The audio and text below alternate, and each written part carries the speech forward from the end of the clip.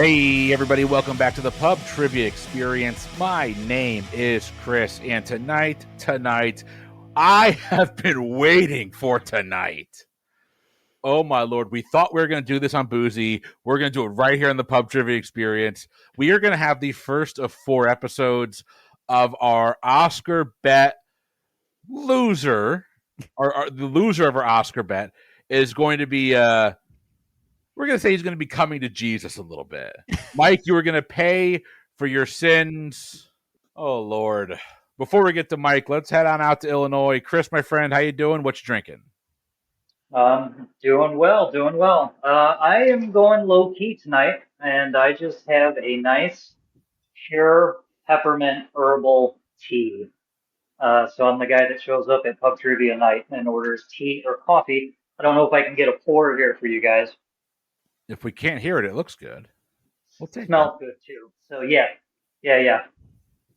See, tea is one of those things I never got into. Yeah, same. I didn't. I used to be the coffee guy to the point where the pub I went to, they made sure to have a pot of coffee because who goes there and gets coffee? Just me.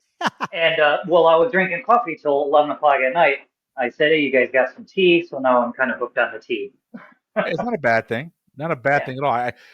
Like, my wife just went to a tea room with my sister, which, by the way, is the weirdest thing in the world to me. I don't understand it. A lot of people love it. Hey, knock yourselves out. I don't get it. Yeah, more power to you. But while y'all were getting into coffee, I was getting into beer. So I featured a beer from this brewery not too long ago. This is from the Tripping Animals Brewery. And this is called the, what's it called? Run the Game Light Lager. Tripping Animals is known for their, I'm assuming known because I think they're really cool, but they're really dope cans. So it is a football theme. And Mike, you can't see it, but that little offensive lineman there is a pig, and he is tripping, literally. So Animals living up to their name. The last beer was really good. Let's taste this one. Oh! It's summer beer season in Florida. Tripping Animals, you are 2 for 2 in the summer beer category. You're going to give me a reason to go to Doral, Florida. It will literally just be to drink their beer where they make it. All right, you heard him, you know him, you love him. Let's start off and let's head over to Huntsville, Alabama. Michael Judas Mott. How you doing? And it's time to pay the piper, sir. What are you drinking? Well, I was doing a little better before I realized that tonight was the night. You called it my coming to Jesus moment. I think it's more of my coming to Jepson's moment. Because I hold in my hand an as yet unopened bottle of Malort liqueur. I know it by reputation only, and I only even know that because people started talking about it not that long ago on our Discord, and I had the temerity to ask, what is Malort? So let's find out. I've built this up in my head as so bad. I'm wondering if it's actually not going to be that bad by comparison, but like I said, this is an unopened bottle, so let's see if we can get that crack in here. You can tell it's one of those really good bottles of liquor because it's got a nice twist-off metal cap. Yeah, exactly. Oof. What's the nose like, Mike?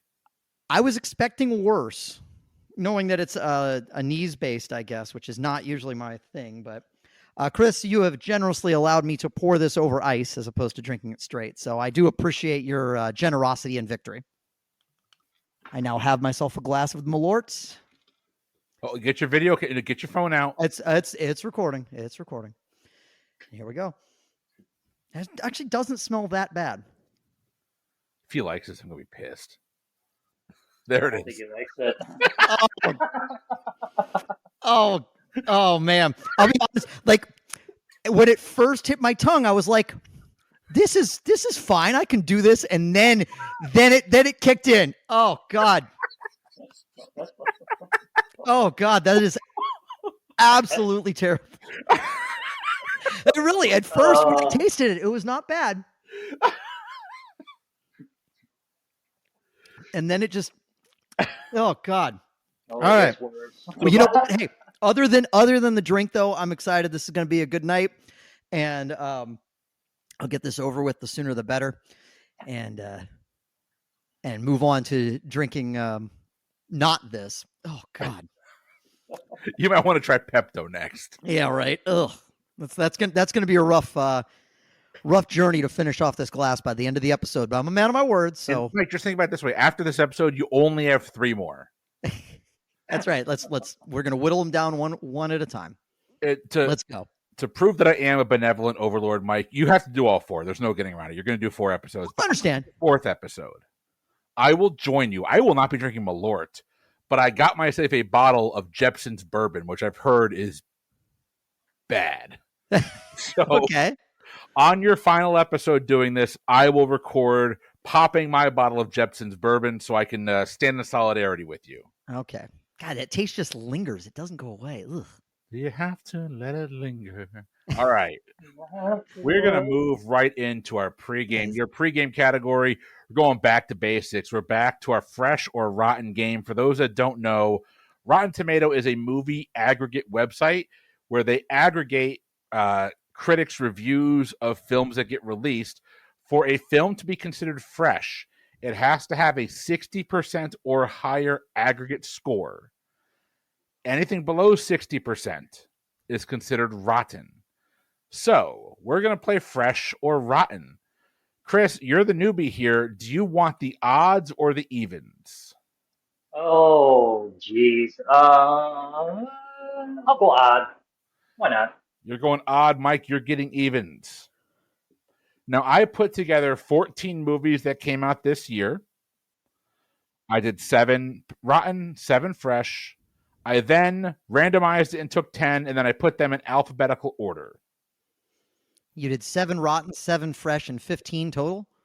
14 total. Oh, okay. Dude, I went to Florida State. Math, not my strong suit. I'm from Florida. Lower your expectations. Also, you're in Alabama drinking Malort. You can't talk. All right. That's fair. Chris, we're going to get started with you. I'm going to give you the title of a movie that came out this year. You just got to tell me if this movie is certified fresh or if it's rotten on Rotten Tomatoes. Chris, your movie is the horror movie Abigail. Abigail. Oh, boy. I'm going to say fresh. Abigail is fresh. 82%. You're on the board with the first point. Mike, moving over to you. You're going to get the 4th movie in the franchise, Bad Boys Ride or Die. Why this one wasn't called Bad Boys for Life, I don't know. Yeah, that does seem like a huge missed opportunity. I know, let's see. My cousin said it was the second best of the series.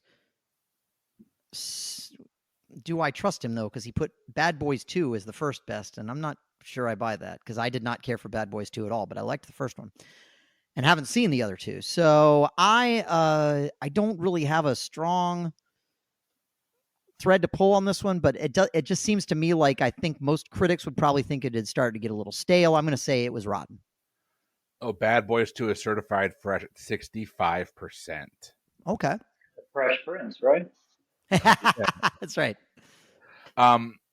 So before I get the angry tweets in the Discord messages, Bad Boys for Life 4 was actually the name of the 3rd movie. I was thinking it was, and I didn't want to say anything because I couldn't remember, but yeah. It was. Okay. Why wouldn't they say that to the 4th one unless like, oh, maybe we're not going to get a 4th one. So, hey. All right. Chris, we're heading back to you.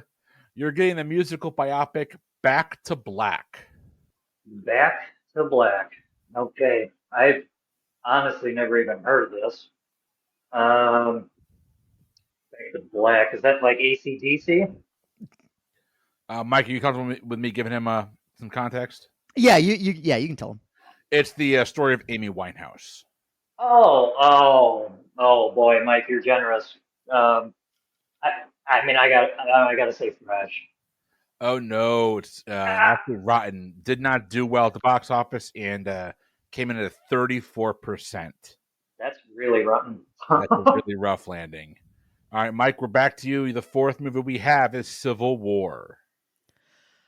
Oh, let's see. Civil War. So what I'm wondering is, because what I recall seeing is there were a lot of people that were like, is this really an appropriate movie for the time that we're in and stuff like that? So I'm trying to discern whether that would be enough to drive scores down.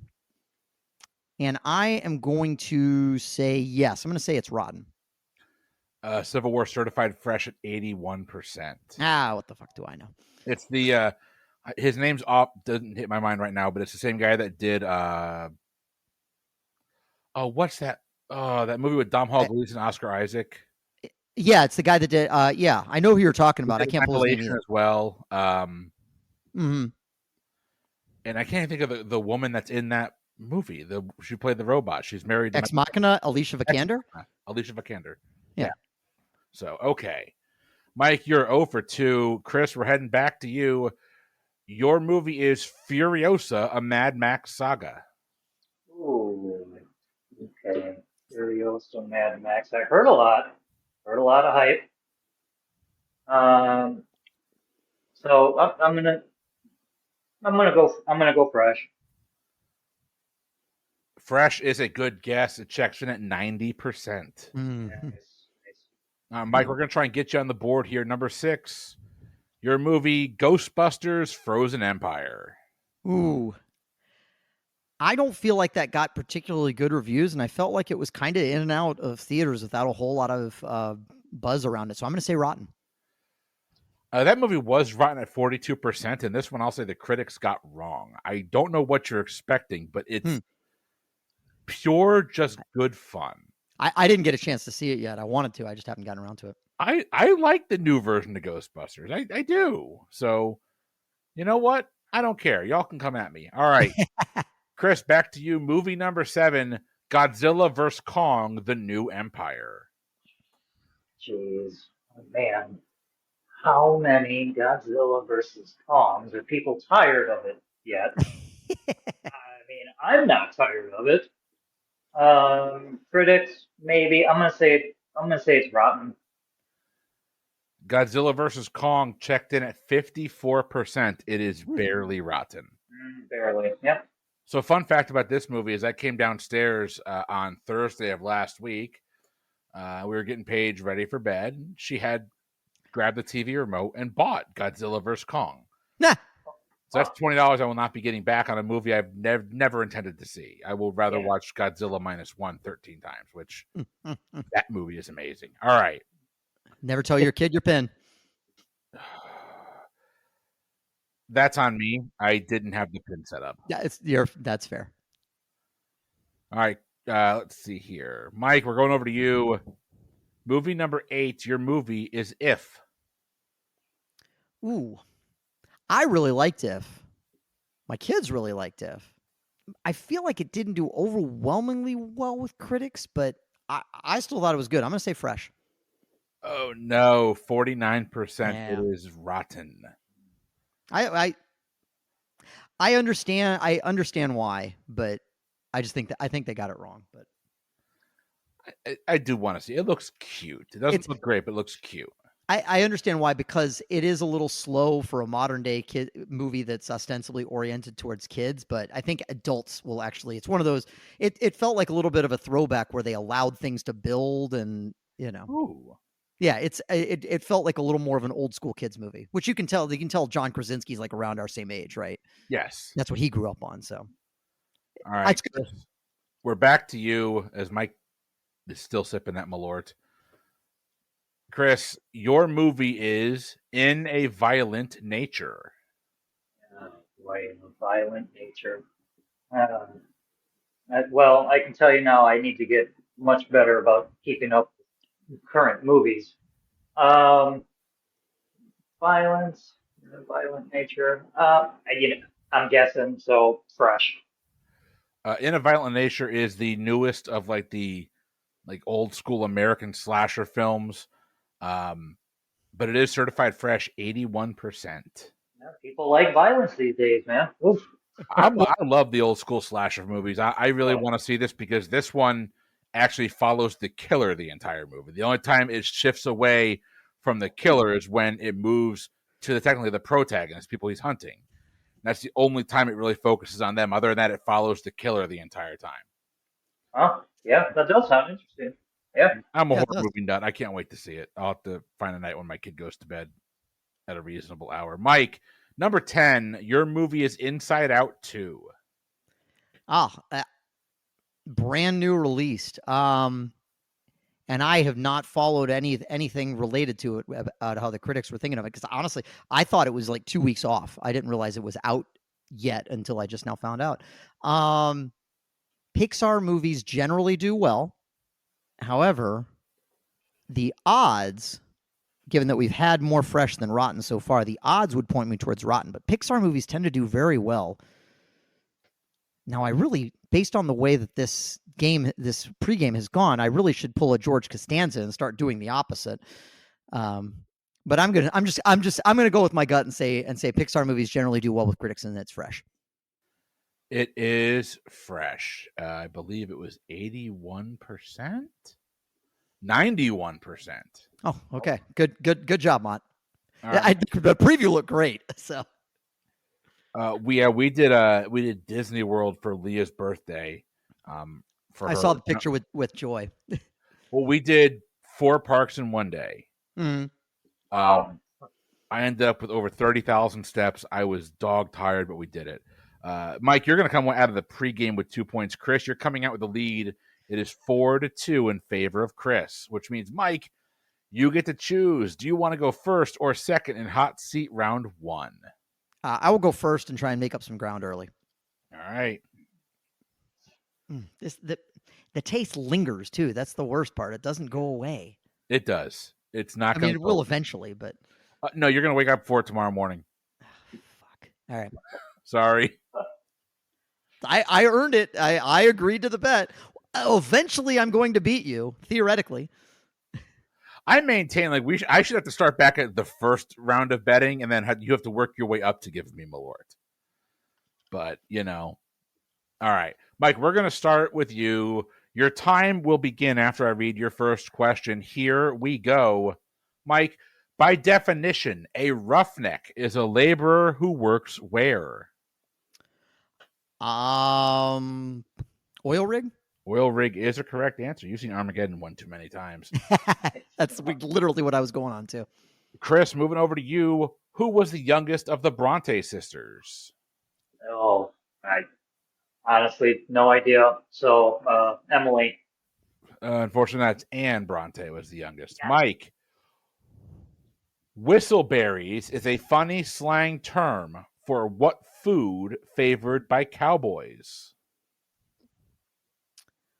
Whistleberries, what food favored by cowboys?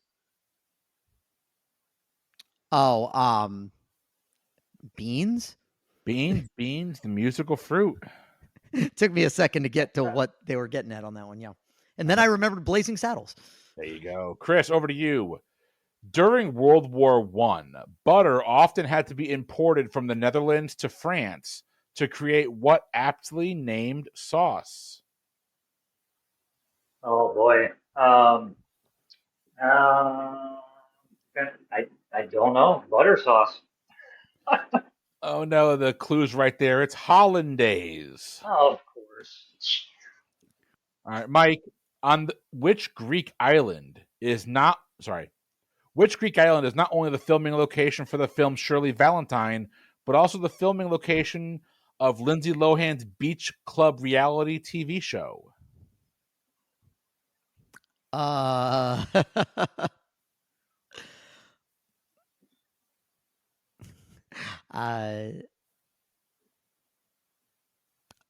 Lesbos? I don't know.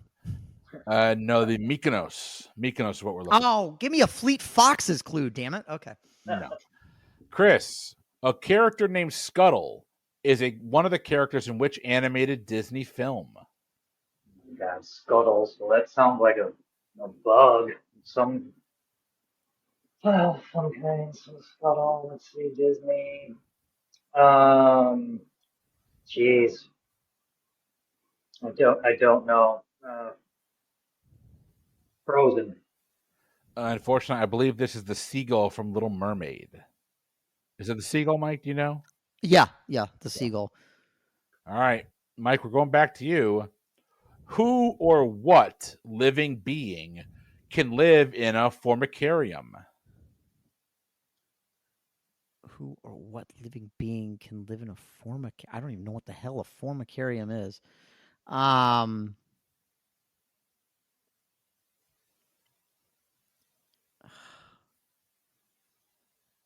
what the hell? I'm trying to think of what those little like bear things, the little tiny things are that can live anywhere. I can't remember what they're called though. I like water bears. I don't remember what they're called. I'm probably way off anyway. No, a former carium. We used to call them ant farms. It's for ants. Oh, that actually makes a ton of sense. Okay. Yep. All right, Chris, we're heading back to you. Who directed the controversial 1971 film A Clockwork Orange?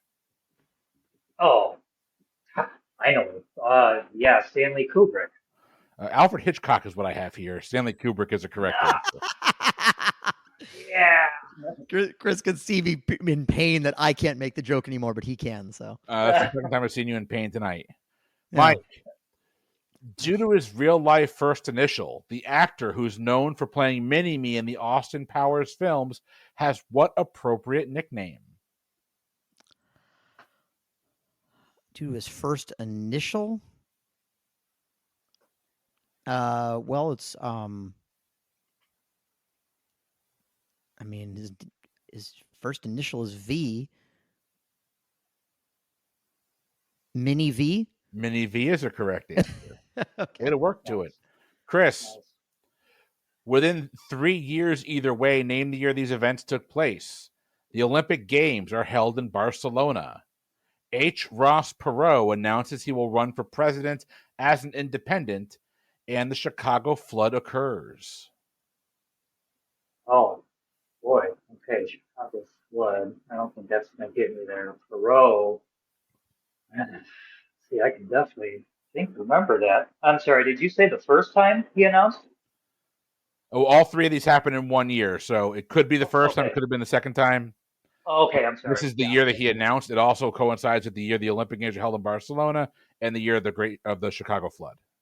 I'll say 1988. No, 92. Ah, 92, 1 year off. Mike, which Norwegian synth pop band had a hit with the 1985 song Take On Me? I'm waiting for my aha moment here. You Aha. son of a bitch. I know. well done. Well played. Chris, heading over to you. Which former White House senior advisor became ABC's chief political correspondent and anchored 2 different news programs? Jeez. Politics is not my strong, but I'm worried it's the guy that I can't pronounce his last name. Get close, you might get credit. That he thanks Snuffleupagus for teaching Snuffleupagus. You're right. I know. Oh, it's George Stephanopoulos. That's it. Yeah. I liked his answer better though. I do too. Yeah. Mike, in the Pulitzer Prize winning novel The Amazing Adventures of Cavalier and Clay have what occupation? Here's what sucks. That book is currently sitting on my nightstand. It's part of the pile to read. And the other thing that sucks is this question has come up before on a trivia podcast that I listened to. I don't know which one. I want to say they were like comic book writers. They were comic book writers. Nice. Okay. One. Chris, which 70s horror film had the tagline, "In space, no one can hear you scream"? Oh boy. It's Alien, right? It is Alien. Nicely done. Oh, okay. Yeah. Good. Mike, within 3 years either way, name the year these events took place. Former pop singer Sonny Bono is elected the mayor of Palm Springs, California. The PepCon explosion occurs in Nevada, and Soviet President Mikhail Gorbachev visits the United States. Ooh.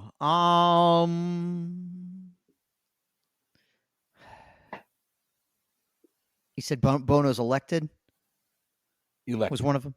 Elected, not necessarily took office. So it's going to be an even year, unless it was a runoff. It could have been a runoff. I don't know. I'm just going to say 86. That is within 3. It was 1988. Okay. Chris, heading back to you. What birds rotate their wings in a distinct figure 8 pattern that allows them to fly backwards? Oh, jeez. Like, how many birds can fly backwards? I mean, hummingbirds. I'm gonna say hummingbirds. Hummingbirds is the correct answer. Okay, Nicely yeah. done. Mike, according to the National Severe Storms Laboratory, approximately how wide across is cloud to ground lightning? Looking for a Ooh. single bolt. Ooh, what a great question.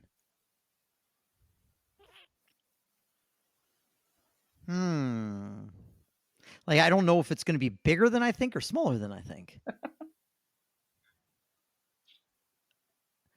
I'm going to say it's actually like super thin. I'm going to say like 6 inches. It's even thinner than that. It's about 1 inch. Okay, wow, yeah. I was thinking it was going to go thin, but I was going to give you within. I was going to give you up to 3. You got this. I couldn't get you that far. No. That's fair. That's fair. Chris, we're going back to you. What famous musician was heavily booed at the Newport Folk Festival back in 1965 for switching from an acoustic to an electric guitar? Oh my God, my best friend and every week trivia partner would massacre me if I didn't get this right. It's got to be Dylan. It is Bob Dylan. Nicely done. Yeah. Mike, which mechanical drawing toy invented by André Cassagnier was launched in 1960? Mechanical drawing toy, Etch-a-Sketch? Etch-a-Sketch is correct. And every time I hear an Etch-a-Sketch, I think of J.K. Simmons and Juno. All right. Chris, how many sides of a standard 6-sided die do not have a dot located directly in the middle? Oh, geez. That do not. Okay, so you got 4, 6, 2. So, uh, 3, so 3 of them. 3 is a correct answer. 2, 4, and 6. Mike, heading back to you. A staple of British pub grub, bangers and mash, refers to mashed potatoes served with what? Sausage? Doesn't that sound good right now? I could legit go for some good bangers and mash. I could totally destroy some bangers and mash right now. Chris, only one NFL team plays its games in New York State. What is that team's name? Okay, so,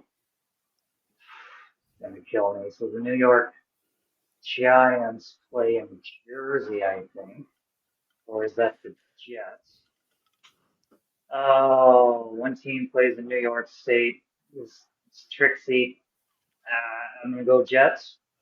No, the Jets and the Giants both play in the Meadowlands in Jersey. This would be the Buffalo Bills. Buffalo Bills. Yeah. All right. Mike, in the Harry Potter books, what bird was the patronus of Ravenclaw's Cho Chang? I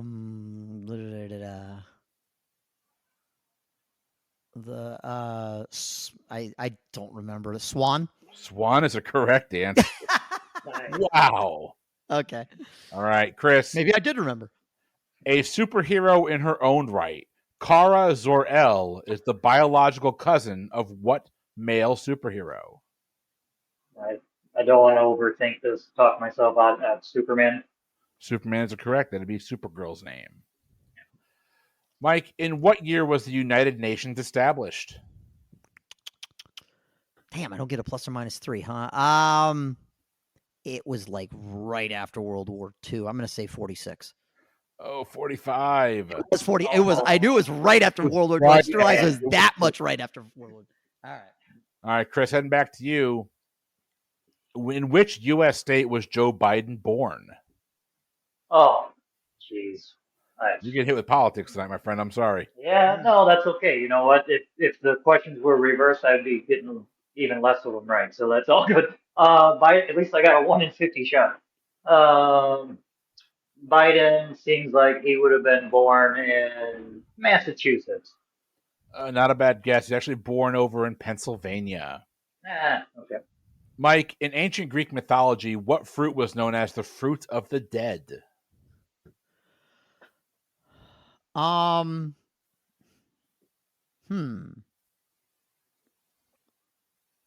I don't think it's right, but the only fruit that I associate with Greek mythology in any capacity for reasons that I don't recall is the pomegranates. That's what I'm going to say.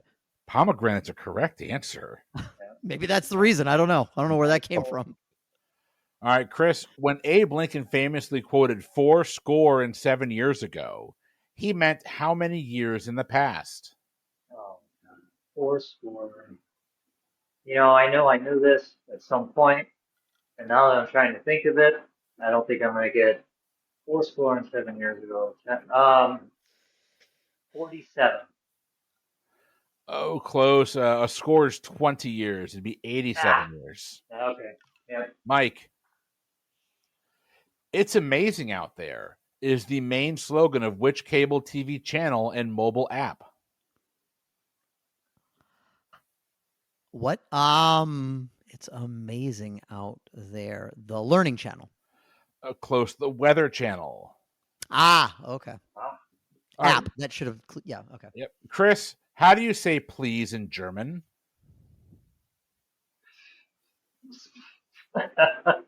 Oh, let's see. Politics no good. Foreign languages are even worse. So, in German, I have no idea. I don't want to offend anybody that's German, so I don't know. Mike, do you know?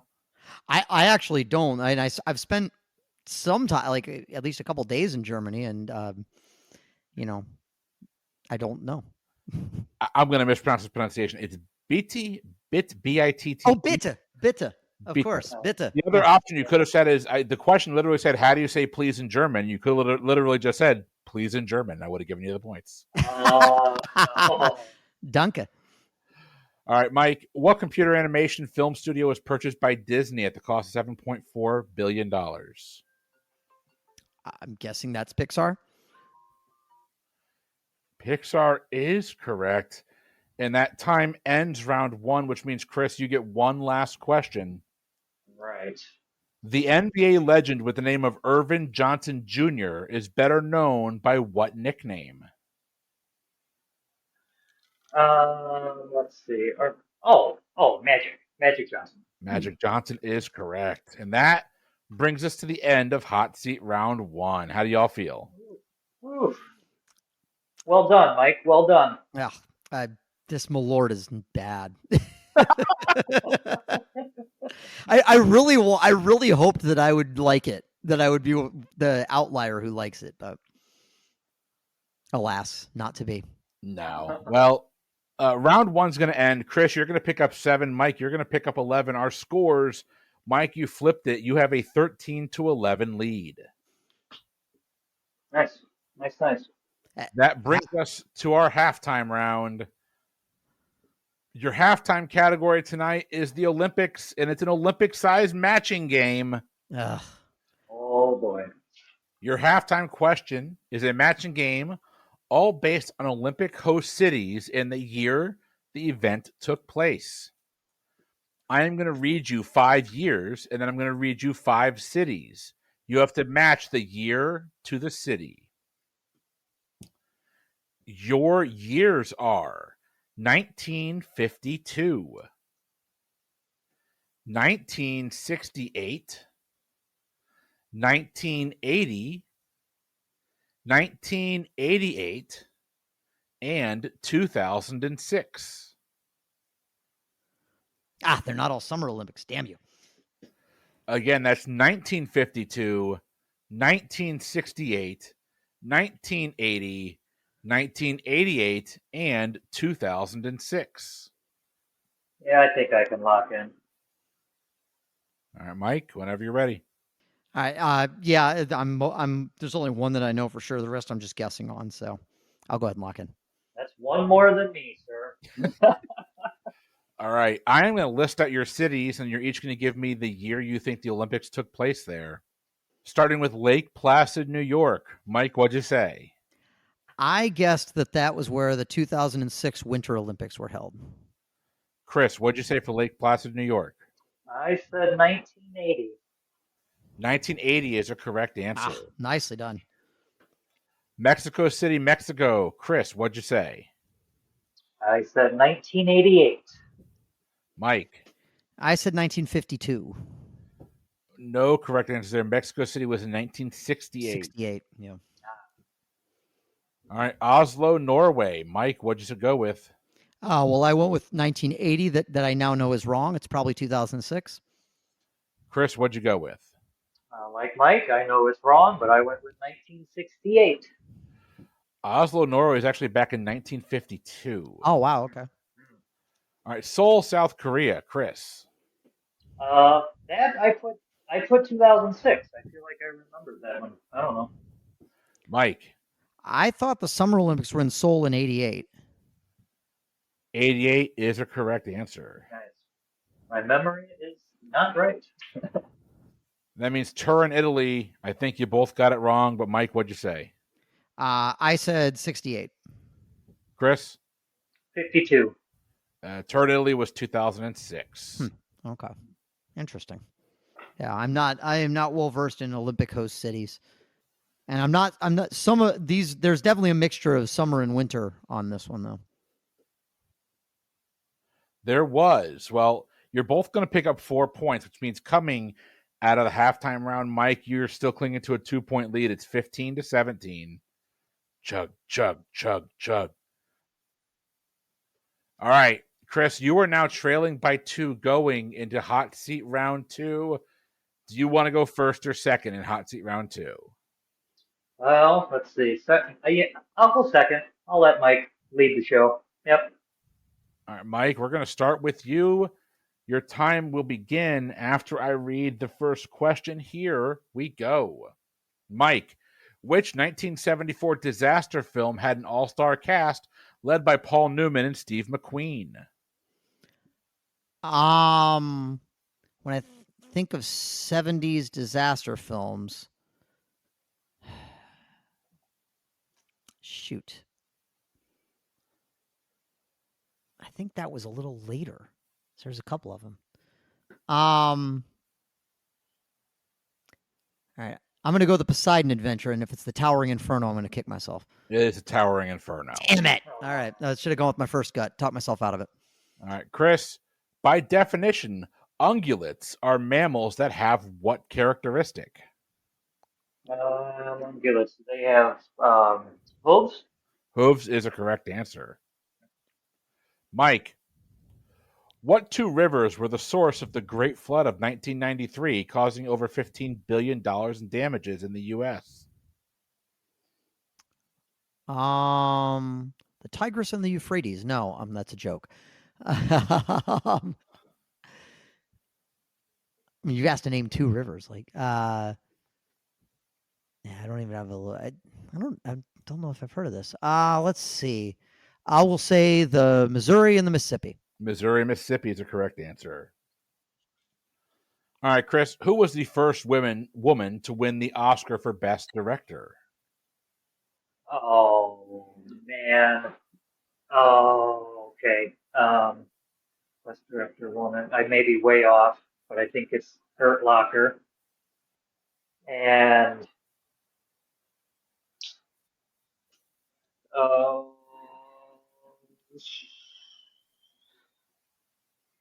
don't want to take up too much time here. I don't know if I'm going to pull it. Um, Simone. It's not Simone. I don't know. I can't get it. So I think this came up on a recent episode, which is another evidence of some duplicate questions here. But she won it in front of her ex-husband at the Academy Awards. It'd be Catherine Bigelow. You had the right movie. It was Hurt Locker.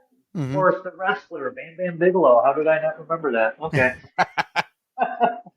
Mike, the real-life town of Hamelin, Germany, is famous as the site of a folk tale starring which legendary figure? The Pied Piper. This is no movie. There's no Pied Piper. That's a correct answer. It's no Mackay Pfeiffer. I'm aware. Okay, I was just making sure. Chris, who starred as U.S. General George S. Patton in the 1970 biographical World War I film Patton? Oh my God. Patton. I feel like these are just softballs coming in, and I am blanking completely. Um,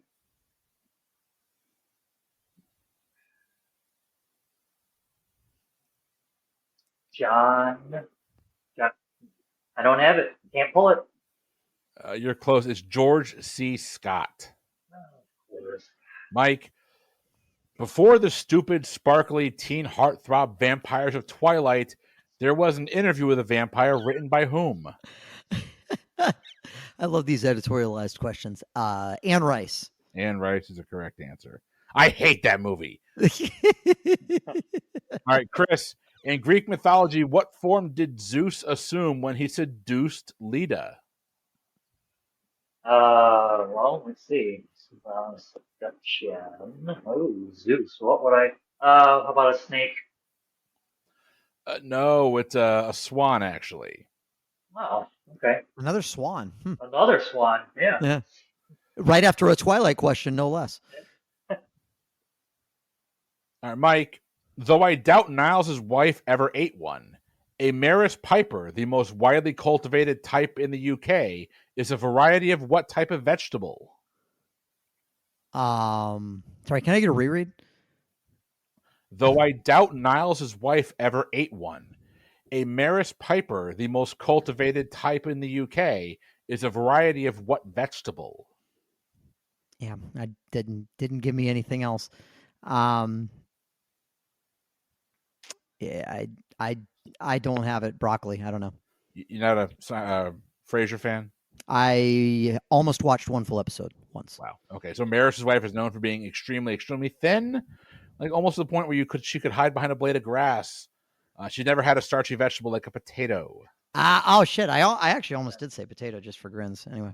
All right, Chris. What character says "My precious" in the movie Lord of the Rings: The Two Towers?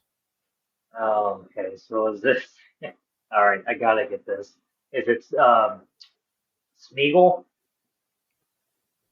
Yeah, that's the Yeah. character's name. Yeah. Smeagol. Okay. Smeagol, Gollum. Yeah. Gollum. Yeah. Smeagol. Okay. I have it as Gollum, the Smeagol Gollum. Yeah. All right, Mike. Yeah. The Prince song "Nothing Compares to You" was made famous by which Irish recording artist? Sinead O'Connor. That is a correct answer. Chris, what former Doctor Who actress plays the parts of Nebula in the movie Avengers: Infinity War? Boy, Avengers. You guys are gonna hate me, but I have never seen a single Avengers movie. Whew. Wow. I don't hate you. Yeah. I'm just impressed. I've been waiting to like binge the whole MCU, and it just hasn't happened.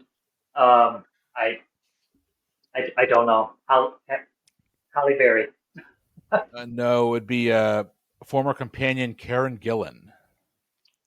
No. Mike, an art heist that involved 13 master works totaling $500 million took place in 1990 at which Boston museum? Yeah, being able to name a Boston museum would be really helpful right about now. I'm just going to name a building in Boston that is by no means the correct answer. But I'm just going to say Faneuil Hall. Faneuil Hall? Faneuil Hall. Is it not Faneuil? Did I pronounce? Did I say Faneuil Hall? Faneuil Hall. Okay. No, this would be the Isabella Stewart Gardner Museum. Of course. The famous. Yeah, the famous. Yeah, the famous. Named after the famous Isabella Stewart Gardner. Who? Oh, I thought it was a museum dedicated to gardeners. I don't know. Okay. Chris, which product was marketed for many years under the slogan "Melts in your mouth, not in your hand"? Oh, yeah, and M&M's. M&M is a correct answer. The hot seat giveth and does taketh away. Mike, Yes, it does. a 2010, there you go. A 2010 study found that nearly 70% of what imported item failed to live up to its claims of being, quote, extra virgin. Well, I saw. You know what? I'm not even going to make that joke. I'm just going to say olive oil.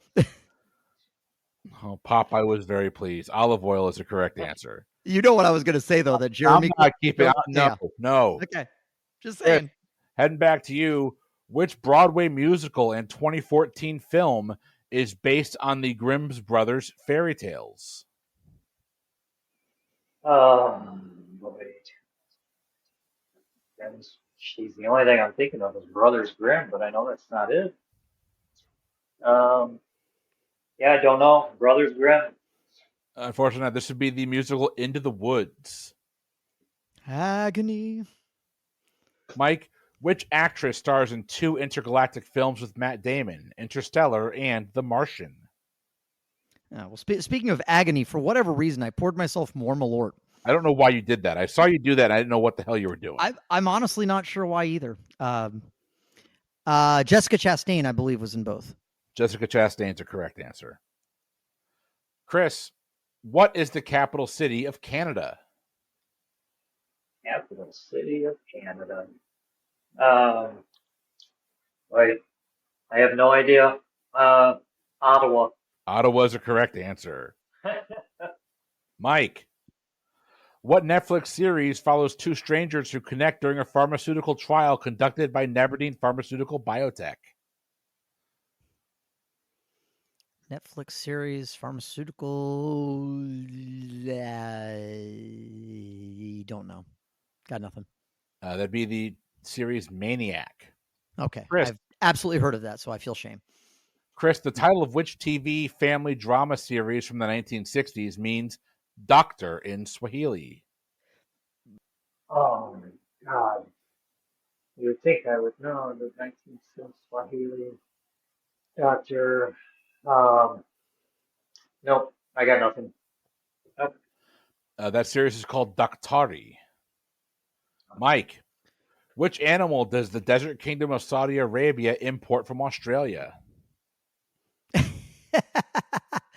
I mean, there's quite a few that I could imagine, but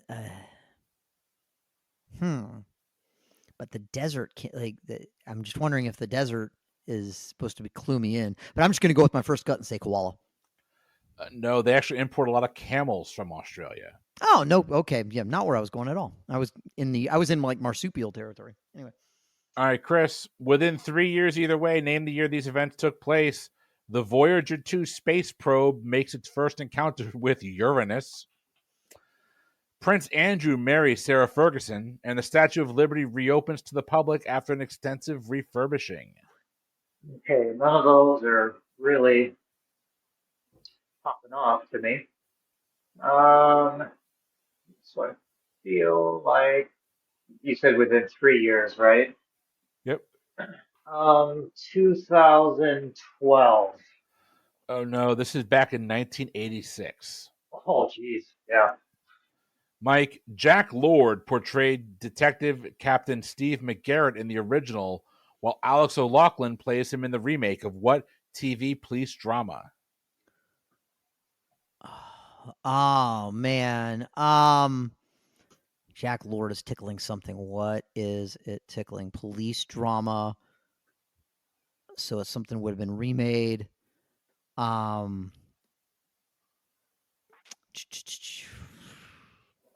don't think it's right, but Hawaii Five-0 is the only thing that's coming to my head. Hawaii Five-0 is the correct answer. Oh, okay. Yeah. Right. Okay. Chris, in which sci-fi drama TV series was the cigarette-smoking man a primary villain? Yeah. Cigarette smoking man. Sci-fi. Well, sci-fi TV series. Stranger Things. No, that'd be the X-Files.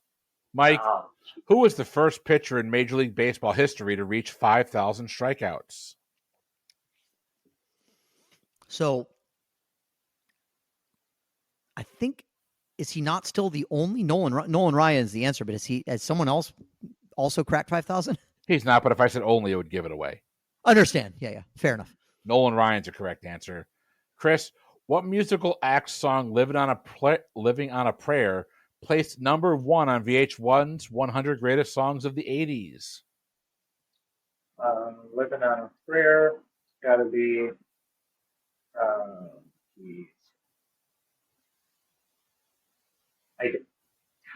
Some reason Aerosmith is popping in my head, and I want to get it out because it's like Living on a Prayer. And you said band, right? Correct. We're looking for the band. Okay. Oh my God. I can't get it. Aerosmith. I know it's wrong, but No, it's Bon Jovi. yeah, I've had that. You get you're probably going living on the edge, I was. right? Yes. And And and it, you and the thing gets stuck in your head. And it grabs your brain and it won't let go. It's the it most. does. And It's then so and then painful, I was thinking of the fridge with Weird Al. right? It Yeah, the Weird Al thing. oh, Absolutely. Yep. there was no coming back. You can't stop the mold from growing. Mike, Yep. in the 1980s game show Press Your Luck, what W word signified a villainous character that reset contestants' score? Big money, big money, big money. No whammies. A whammy. Hosted by the incomparable Elizabeth Banks today, whammy Yes. is the correct answer. Chris, which 90s collectible stuffed animal fad included Legs the Frog, Squealer the Pig, and Chocolate the Moose, among many others? Beanie Babies. Beanie Babies is correct. Mike, in the Disney classic Beauty and the Beast, what is the only room of the house that Beast forbids Belle to go into? I think he says don't go to the West Wing. The West Wing is correct. The advantage of having daughters.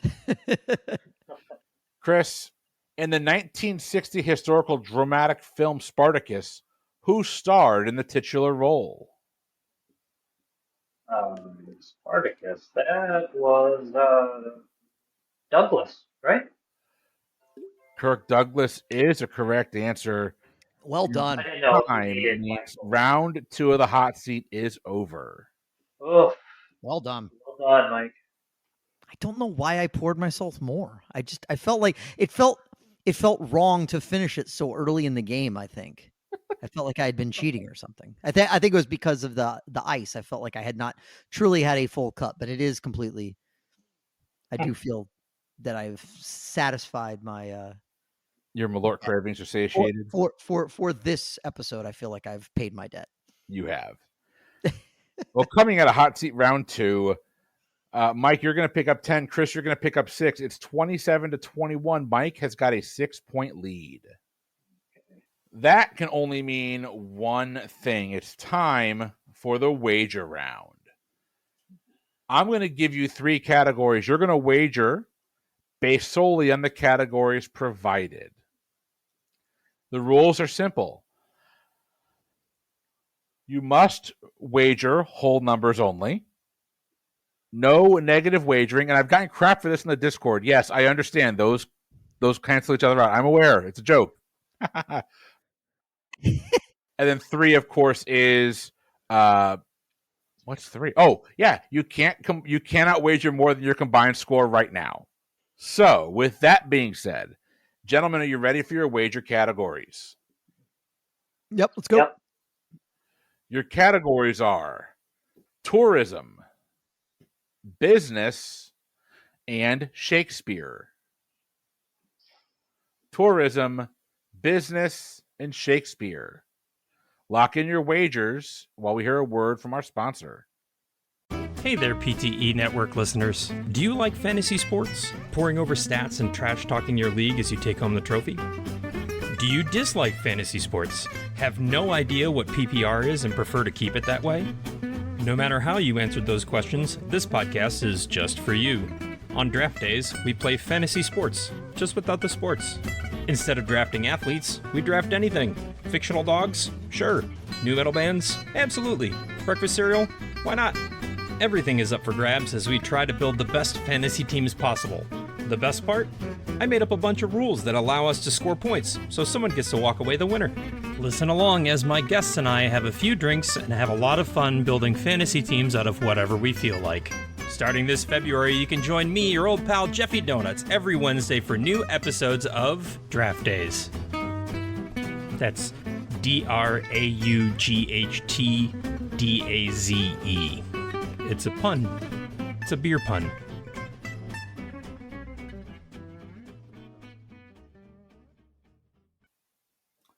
All right, we're going to go question by question through this, starting with question number 1. The category was tourism.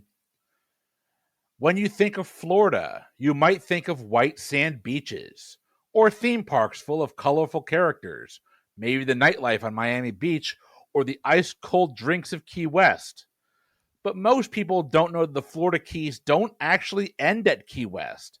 They extend further west into the Gulf of Mexico and feature a national park and a former U.S. military fortress called Fort Jefferson. These islands take their name from the Spanish word for turtle. What is the name of these islands? Chris, I'll lock in. Yeah, I'll lock in. All right, moving on to question number 2. The category was business. Entrepreneurs William Russell, Alexander Majors, and William Waddell founded what iconic company back in 1960, only to see it go bankrupt 18 months later thanks to rapidly advancing technology? Nonetheless, it remains in the pop culture lexicon by being a part of the first U.S. postage stamp to depict an actual historical event, as well as having a 1953 movie and a 1959 TV show named after it. And also the disputed claim that Buffalo Bill Cody worked for the company. What company am I talking about? Can you give me a reread, please? Yep. Entrepreneurs William Russell, Alexander Majors, and William Waddell founded what iconic company back in 1860, only to see it go bankrupt 18 months later thanks to rapidly advancing technology? Nonetheless, it remains in the pop culture lexicon by being a part of the first U.S. postage stamp to depict an actual historic event, as well as having a 1953 movie and a 1959 TV show named after it. And there's also the disputed claim that Buffalo Bill Cody worked for the company. What company am I talking about? So really the only thing I needed from the reread is that I heard 1960 the first time that So you did said I. it, and I was So so did I, confused. Mike. Yeah. Oh, okay. I can lock in. Yeah, I won't drag it out any longer. I'll lock in. All right. We are moving on to question number 3. Your category is Shakespeare. Quote, "We came into the world like brother and brother, and now let's go hand in hand, not one before another," is the final line in what Shakespearean comedy that holds the distinction of being his shortest and perhaps his most farcical, with much of the humor stemming from common comedic devices such as slapstick, wordplay, puns, and mistaken identity. I'll lock in. I can lock in too. All right. We are going to go question by question through this, starting with question number 1. The category was tourism. When you think of Florida, you might think of white sand beaches, theme parks full of colorful characters, or maybe the nightlife on Miami Beach or the ice-cold drinks in Key West. But most people don't know that the Florida Keys don't actually end at Key West. They extend further west into the Gulf of Mexico and feature a national park and a former U.S. military fortress called Fort Jefferson. These islands take their name from the Spanish word for turtle.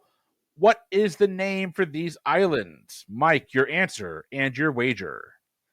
I debated a little bit on the wager, but I ended up going 0 on this one because tourism could be very hit or miss for me. But I believe I hooked on the turtle thing, and it got me to tortoise, which got me to tortugas. So I wrote down the tortugas. Chris, your answer and your wager. Okay, so, well, like Mike, I wagered 0 because tourism. I figured geography was involved. Unlike Mike, I have no good guess. So my guess is no idea. So we're going to call that smart wagering because there are several islands and island chains in the world that are called the Tortugas. Yeah. These are specifically called the dry Tortugas. You know, it's funny because I almost put dry, and I was like, I don't think I need to be that specific. Okay. Yeah, I wagered 0 anyway. So yeah, smart wagering on both your hands. So it's still going to be a 27-21. Mike, you're still got a 6-point lead. Heading into question number 2, your category was business. Entrepreneurs William Russell, Alexander Majors, and William Waddell founded what iconic company in 1860, only to see it go bankrupt 18 months later thanks to rapidly advancing technology? Nonetheless, it remains in the pop culture lexicon by being a part of the first U.S. postage stamp to depict an actual historic event, as well as having a 1953 movie and a 1959 TV show named after it.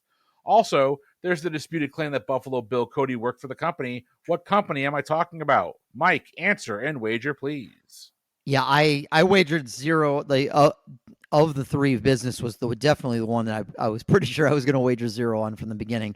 And I had no idea. I locked onto the authors or to the owners' last names, and I just wrote RMW.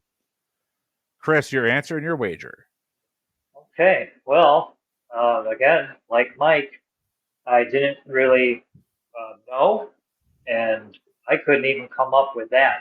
So I got nothing for it, and unlike Mike, I wagered 21. I went all in on business. Oh, no. You're going to kick yourself when you hear it. I threw the Buffalo Bill Cody in there because he's known for being out west. This would be the first group that took mail from Missouri to California. It'd be the Pony Express. Oh, for Pete's sake! Wow. Oh, wow. I do know that the first Pony Express. That's right. It was very short lived. Yep, that tickles something. Okay. It was, and then the telegraph happened, and it was obsolete. Yep, and that makes sense with the technology and everything. Okay. All right, question number 3. It all comes down to this. We're going to see if Chris can salvage a tie here. Category was Shakespeare.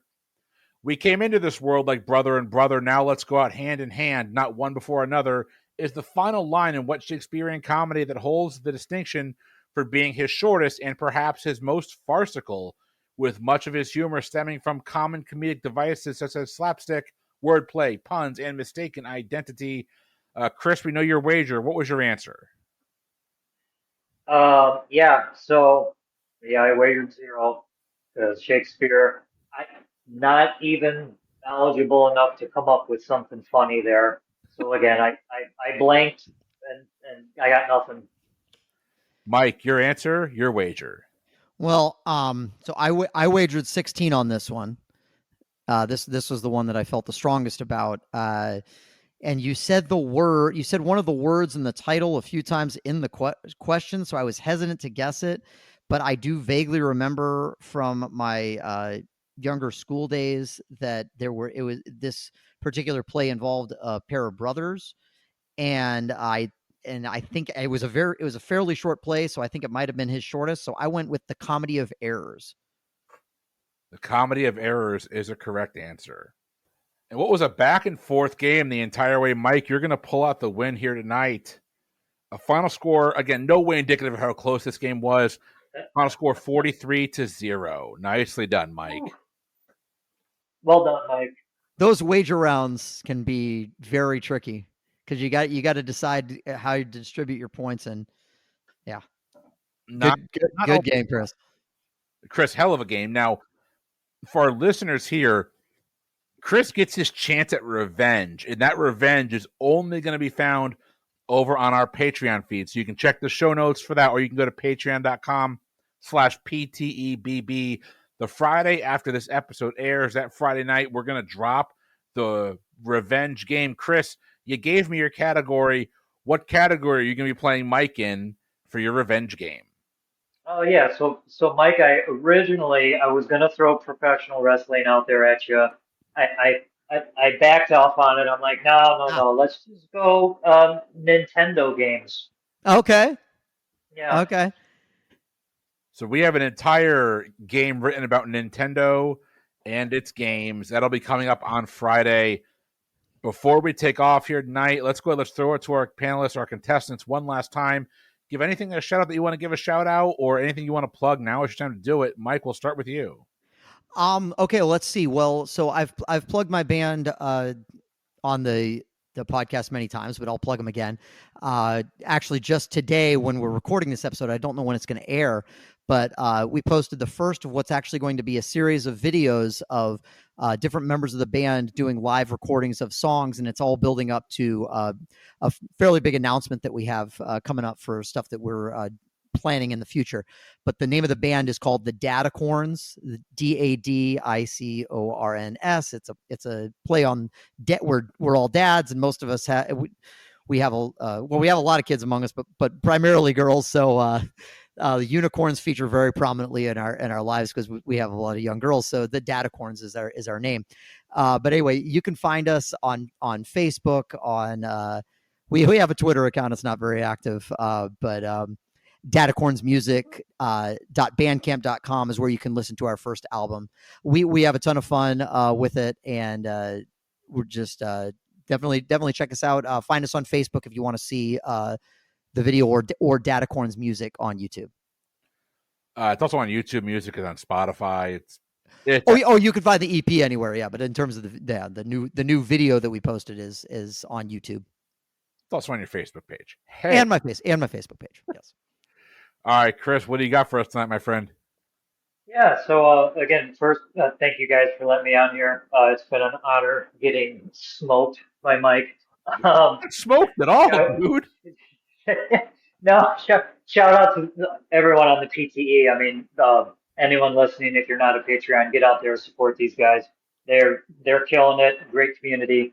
I have to thank my wife, Sarah, for putting up with me and all of my trivia antics at home, because she is not a trivia player, but she's a very good sport. I told her, all right, I gotta go take a licking here, and she supports me. So, and then I guess my trivia team I go with every week, Dan and Rod, I gotta give them a little shout out, because they're gonna love listening to this episode, I assure you. Hi, Dan and Rod. PTE, get out there, support them. Let's do this. We do appreciate all your support, Chris. You're welcome on this show anytime, as you're well aware. But hey, we have got a revenge game to get to. So for our listeners out there, check the show notes for all of our socials. You know the Patreon. Head on over there if you want to support us. But until then, for the Pub Trivia Experience, I have been Chris. I've been Mike. I've been Chris. Until next week, or until Friday night, we'll see you later. Have a good one, everyone.